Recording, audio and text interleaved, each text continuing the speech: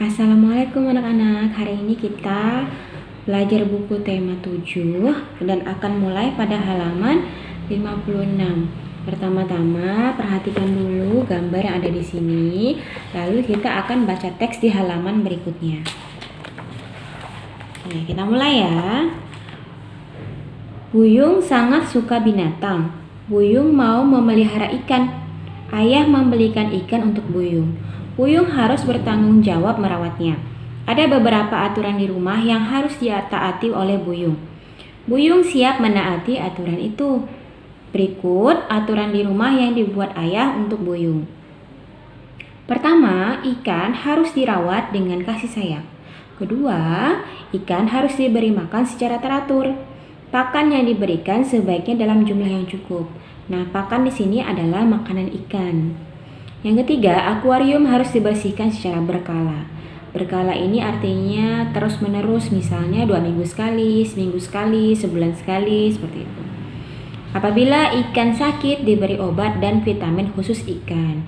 Nah, di sini untuk aturannya, semua orang jika ingin merawat atau memelihara binatang, tetap harus memiliki aturannya. Pertama, tetap harus diberi makan dan diberi kasih sayang oleh pemiliknya. Jangan misalnya kita memelihara kucing tapi kita tidak mau kasih makan atau tidak kita mandikan. Nah, itu tidak boleh. Kita lanjutkan lagi di bagian bawahnya. Buyung memiliki akuarium. Akuarium merupakan bak kaca untuk memelihara ikan. Teman-teman bermain ke rumah Buyung. Kita lanjut ke halaman berikutnya, 58. Tiba-tiba Andi memasukkan tangannya ke akuarium. Buyung melarang perbuatan Andi itu. Ciko mengusulkan pada Buyung agar membuat aturan. Aturan dapat berupa anjuran atau larangan. Larangan ditujukan pada semua orang yang berkepentingan dengan aturan tersebut. Tujuannya agar orang lain tidak melakukan hal yang sama.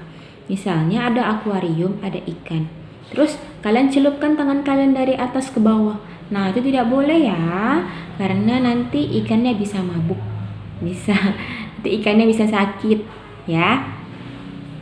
Di samping akuarium, Buyung memasang pemberitahuan. Buyung menulis pemberitahuan berupa larangan. Larangan agar tidak memasukkan tangan.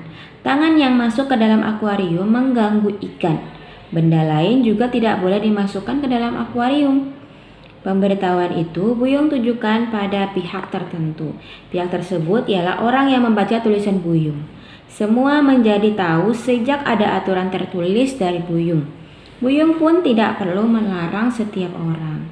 Nah, sama misalnya kalian juga memelihara ikan di rumah, tidak boleh sembarangan memasukkan barang, mainan juga tidak boleh sembarangan ya.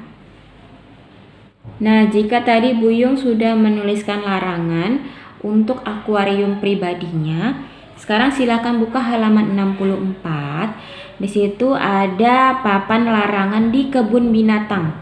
Nah, gambarnya di sini.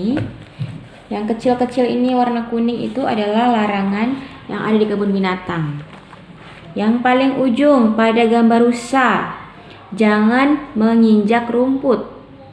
Kalau yang di harimau dilarang mendekat. Kalau pada gajah tidak boleh memotret dengan lampu kamera. Nah, itu ada larangan-larangan tersendiri agar tidak mengganggu binatang atau hewan yang ada di situ, atau mungkin juga tumbuhan karena tidak boleh menginjak rumput di situ. Wulan dan teman-temannya berkunjung ke kebun binatang. Di kebun binatang ada aturan dan tata tertib. Aturan dan tata tertib ditulis dengan singkat dan jelas. Ada yang berupa perintah, petunjuk, ataupun larangan. Tujuannya supaya pengunjung dan hewan merasa nyaman. Dapatkah kamu membaca aturan dan tata tertib? Nah, ini tadi yang sudah kita baca adalah aturan atau misalnya juga petunjuk, bahkan perintah.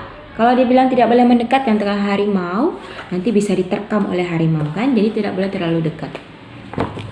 Untuk tugas pertama kalian hari ini, silakan buka di halaman 75. Nah, halaman 75 itu kalian tinggal menjawab bagian yang ini ada 3 soal ya. Dan ini terakhir. Nah, Di situ gambar binatangnya berbeda-beda. Nomor 1 ada gambar ayam, bebek, kelinci. Nomor 2 tikus, tupai, dan kodok. Yang nomor 3-nya ada cicak, ular, dan kupu-kupu. Nah, tinggal kalian salin di buku tugas bagian bawahnya saja. Hewan yang paling banyak ialah, hewan yang paling sedikit ialah, ditulis seperti itu ya.